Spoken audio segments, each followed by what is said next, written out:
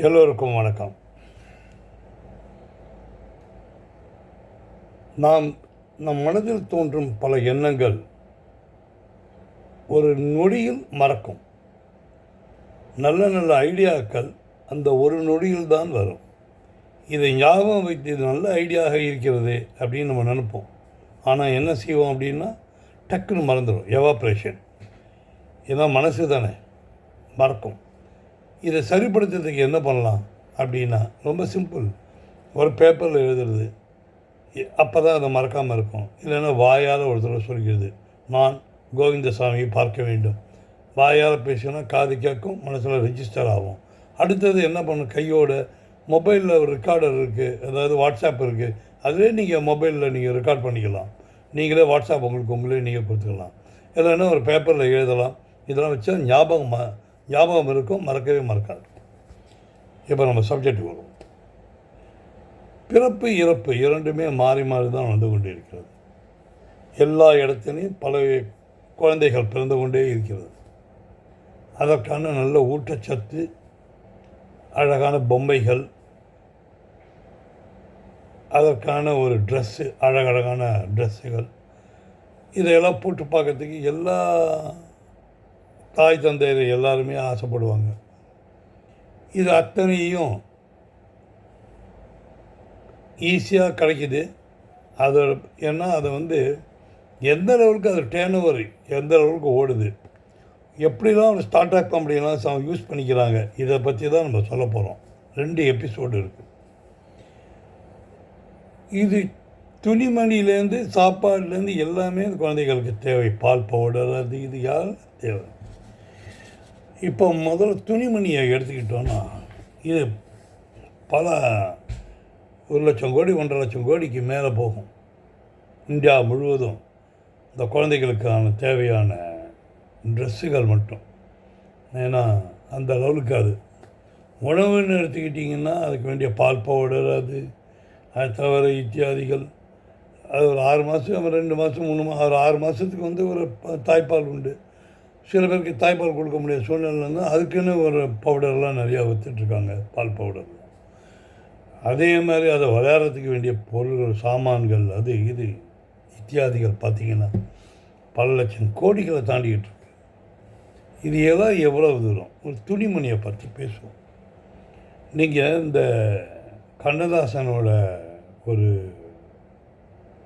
விஷயம் சொல்லுவார், செல்லாத நோட்டே செல்லும் அப்படிங்கிறது. அதுதான் வேகமாக ரொட்டேட் ஆகி எல்லா இடத்துலையும் போயிட்டுருக்கும். அதே மாதிரி குழந்தைக்கு ஒரு துணி வாங்குவீங்க, பொதுவாக கடையில் போய் புதுசாக இருக்கணும், அது சின்னதாகிடும். அது சின்னதாகலை, குழந்தை வளர்ந்துருச்சு.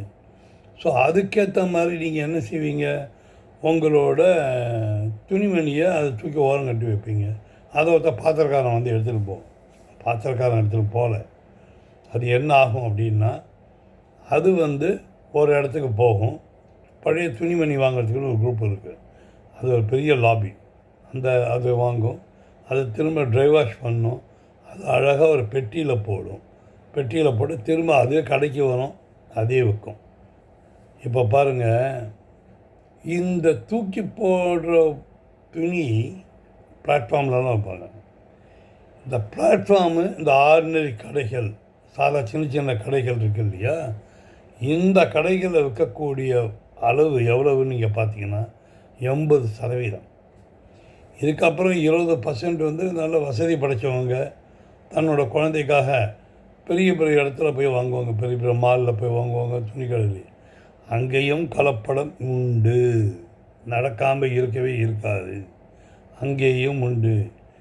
இதில் இந்த பாக்ஸ் இருக்குது இல்லையா, நம்ம தூக்கி போகிறோமே பாக்ஸ், அந்த பாக்ஸு கிழியாத பாக்ஸாக எடுத்து தரத்துக்கு ஒரு கும்பல் இருக்குது. இருந்தாலும் அந்த பாக்ஸை பண்ணுறது ஒன்றும் ஒரு பெரிய கஷ்டமான விஷயம் இல்லை. அதே மாதிரி பிரிண்ட்டு பண்ணி அதே மாதிரி பண்ணுறதுக்கெல்லாம் ஆள்லாம் இருக்காது. ஒரு பீஸ் 2 பீஸ்லாம் பண்ணுறதுக்கெல்லாம் ஆள் இருக்குது. இதுக்கெல்லாம் 1000 லட்சக்கணக்கில் பீஸ் அடிக்கணும், அதெல்லாம் சும்மா. இப்போ வந்திருக்க டிஜிட்டல் பிரிண்டிங்கில் ஒரே ஒரு டப்பா பண்ணலாம். அப்போ 10 டிஃப்ரெண்ட்டு ட்ரெஸ்ஸு வந்திருக்கு, அதோட பிராண்டு ஒன்று இருக்குது அப்படின்னா அந்த பிராண்டில் அதே மாதிரி பாக்ஸை அதே மாதிரி பண்ண முடியும், ஒரே ஒரு பாக்ஸ். கூட செலவாகும். ஆனால் அது எல்லாத்தையுமே லாபம் வச்சுருவாங்க அவங்க. இது ஒரு முக்கியமான விஷயமே கிடையாது. அது செய்ய முடியாதுங்கிற ஒரு விஷயமே கிடையாது. செய்யக்கூடிய விஷயங்கள் தான் இன்றைக்கி. ஒரு ஒரு துணிமணி, இந்த துணிமணிகள் பார்த்தீங்கன்னா, இதை வாங்கி இந்த த்ரோவே ப்ரைஸ், நீங்கள் தூக்கி பாத்திரத்துக்கு போகிற ப்ரைஸை வாங்கி வாஷ் பண்ணி போகிறதுல வர ப்ராஃபிட் மார்ஜின் இருக்கேன். ஒரு ட்ரிப்பு 2 ட்ரிப்புலாம் 200 டைம்ஸு, 300 டைம்ஸு, 500 டைம்ஸு இஷ்டத்துக்கு போடுவாங்க. விற்கும், அதுவும் விற்றுன்னு தான் இருக்குது. இன்றைக்கி நிறையா விற்றுட்டுருக்கு. அதோட ப்ராஃபிட் மார்ஜின்னு நினச்சி கூட பார்க்க முடியாது. இது தவிர தெர் ஆர் சம் பீப்புள் எப்படின்னாக்கா, உங்களுக்கு ஒரு பெரிய பெரிய மால்லெல்லாம் நல்ல அருமையான துணிக்கடையெல்லாம் இருக்குதுன்னு சொல்கிறேனே, அங்கேயும் உண்டுன்னு சொன்னால் விட இதெல்லாம் விற்காமல் இருக்கக்கூடிய பல கடைகளும் உண்டு. அது ஒன்று எப்படின்னாக்கா, இந்த ஃபஸ்ட்டு கிரை அது இதெல்லாம் போனீங்கன்னா உங்களுக்கு நிறைய இருக்குது. இன்றைக்கி அதே மாதிரி குழந்தைங்களுக்கு வேண்டிய உணவு, இது நீங்கள் பார்த்தீங்கன்னு வச்சுக்கோங்களேன், அதாவது ஒரு 12,000 கோடிக்கு மேலே தமிழ்நாட்டில் மட்டுமே இருக்குங்கிறாங்க. 12,000 கோடிங்கிறாங்க. அந்த லெவலுக்கு அதுக்கு தேவையானது எல்லாம் 21ஆம் வருஷத்து ஸ்ட்ராட்டஜி இன்ஃபர்மேஷன் நான் வச்சு சொல்கிறேன். நான்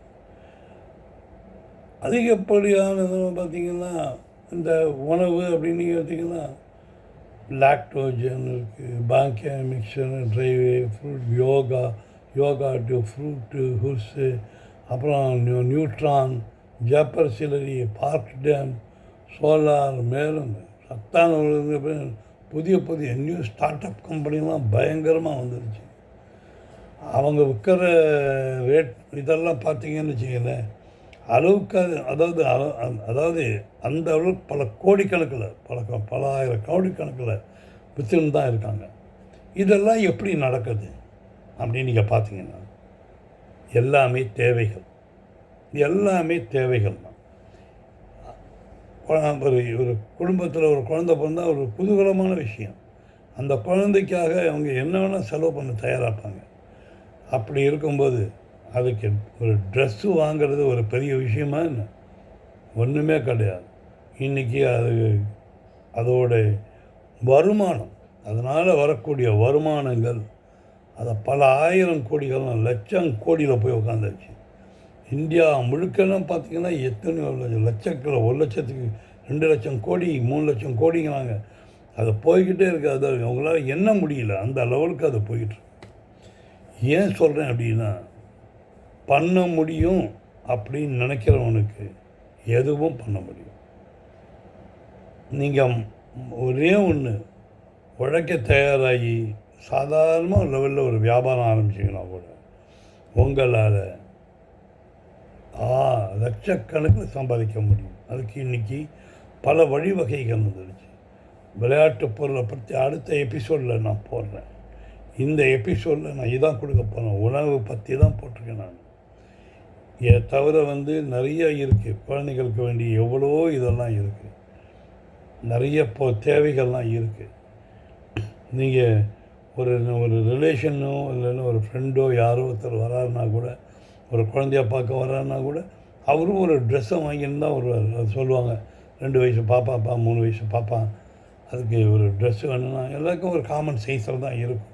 இதையெல்லாம் வச்சு பார்த்தீங்கன்னு வச்சிங்களேன், உறவுக்காரன் வாங்கின்னு வரான், ஃப்ரெண்டு வாங்கின்னு வரான், இவ்வளவும் வாங்கின்னு வராங்க. இதை பார்த்தீங்க அப்படின்னா அளவுக்கு கோடிக்கணக்கில் அதனோட டேர்ன் ஓவர். சாதாரண கடை. நீங்கள் பிளாட்ஃபார்ம் கடையில் போய் பாருங்கள், எந்த லெவலுக்கு குழந்தைகளுக்கான ட்ரெஸ்ஸுகள் இருக்குது, எவ்வளோ விளையாட்டு பொருள்கள் இருக்குது, இதெல்லாம் எவ்வளோ ஓடுதுன்னு போய் பாருங்கள். நீங்கள் ஆச்சரியப்படுவீங்க. சம்பாதிக்கிறதுக்கு பல வழிகள் இருக்குது, சம்பாதிக்க முடியும். குழந்தைகளுக்கான உணவை பற்றி அடுத்ததில் நான் சொல்கிறேன். ட்ரெஸ்ஸை பற்றி ஓரளவு தான் சொல்லியிருக்கேன். இன்னும் இருக்குது. விளையாட்டு பொருளை பார்த்திங்கன்னா அதுக்கு தான் கவர்மெண்ட்டே சொல்கிறாங்க, டாய்ஸ் வருங்க, விற்றுக்கிட்டே இருக்கும். இது எவர்கிரீன் சப்ஜெக்டு. என்றைக்குமே இது சோட போகாது. எப்போ பாரு விற்றுக்கிட்டே இருக்கும். வாங்கிக்கிட்டே இருப்பாங்க. நீங்கள் விற்றுக்கிட்டே இருக்க வேண்டியதுதான். அதாவது குழந்தைகள் பிறந்துக்கிட்டே இருக்கும், இந்த ஒரு பக்கம் பொருள்கள் விற்றுக்கிட்டே இருக்கும். அதாவது சாக் பீஸ் இருக்குது, எப்படி ஸ்கூலில் எழுத எழுத உடஞ்சிக்கிட்டே இருக்கும், தேய்ச்சிக்கிட்டே இருக்கும், விற்றுக்கிட்டே இருக்கும், அவ்வளோதான். அதே மாதிரி தான் இது. அந்த விளையாட்டு பொருள் எவ்வளோ நாள் யூஸ் ஆகுது?